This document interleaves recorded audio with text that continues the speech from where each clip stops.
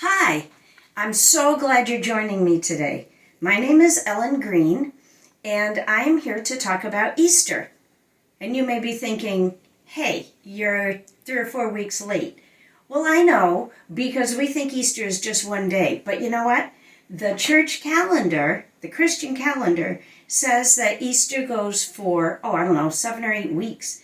It goes until Pentecost, which this year is on May 31st. So we're still in Easter.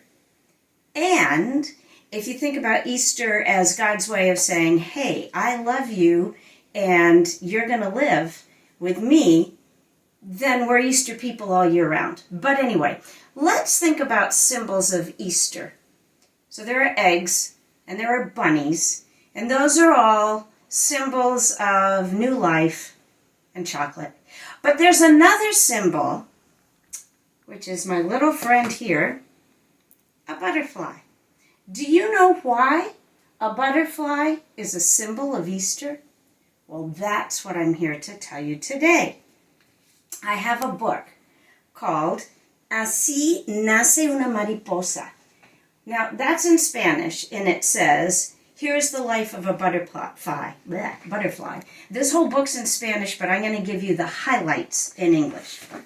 So, are we close enough that you can see this? Oh, yeah. Okay. So here we have butterflies and the caterpillars on, do you know what that is? That's milkweed. It's called milkweed because if you tear off a leaf or break a stem, it's got this gooey white sap inside. Anyway, so we're going to see the life cycle of a monarch butterfly. And the monarch starts like a teensy little egg that's on the plant, the milkweed plant. And then, after about a week or so, it hatches out to a teensy little caterpillar that is about the size of the end of your little finger. Now, if you've ever read the book, The Hungry Caterpillar, well, that's what these caterpillars are. They eat, and they eat, and they eat, and they grow 50 times the size of when they hatched out of the egg by the time that they are ready to turn into a butterfly. But here it shows they pop off their skin as they grow, and underneath there's new skin. And this has so many nutrients in it, they eat it. Yum. But when they've had enough, then they put themselves in this funny J shape. It's fun. In Spanish, it's called a jota. That's the letter J. Say it with me. Jota. Sounds like you're going to spit, but don't. Jota. So this J shape stays like that, and the caterpillar gets rid of its last skin like that, and underneath is what's called a chrysalis. And when the chrysalis is all done and you can't see the caterpillar anymore, it's this really pale, beautiful green color, and it has a gold line right across right before the cone part. And nobody's sure why, but it's beautiful.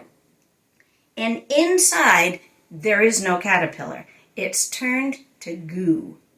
And the goo reforms itself as a butterfly, and just before it pops out of this chrysalis, you can sort of see the butterfly inside. And then, pretty soon, out comes the butterfly.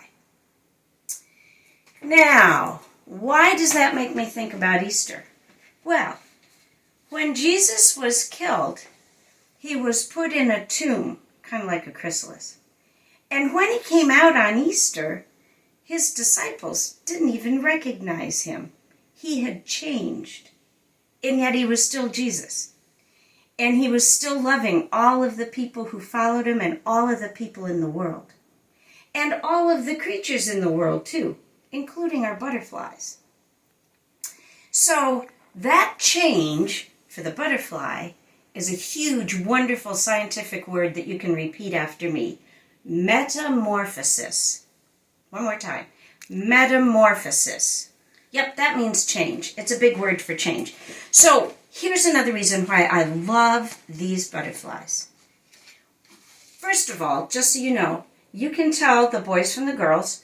This one is called the macho in Spanish. It's the male butterfly. It has 2 black dots on its wings. And the female, or hembra, has thicker lines but no dots on the wings.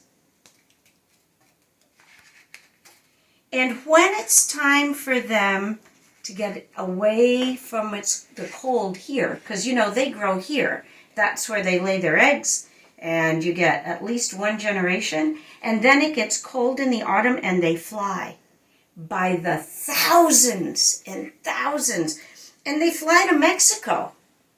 And all of these butterflies get into a forest that's up on a mountain in the state in Mexico called Michoacan. And they stay there for 5 months and they hibernate. And then when it warms up again, they fly and they're on their way back here. So the butterflies spend part of their time in Mexico and part of their time in the United States and Canada. And it's just amazing that this little animal, which reminds us of Easter, connects all of us together. And this amazing animal is something that brings joy to everyone.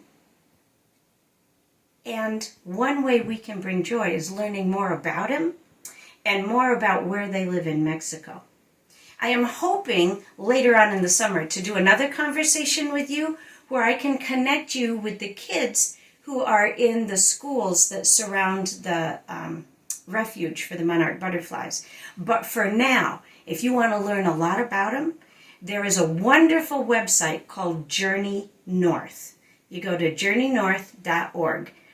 And it's something that I've used when I was teaching. I was a Spanish teacher, so we read the stuff in Spanish, but it's also in English. And I challenge you as Easter people to learn more about God's creation, our butterfly friends, and our friends in Mexico. And you know what?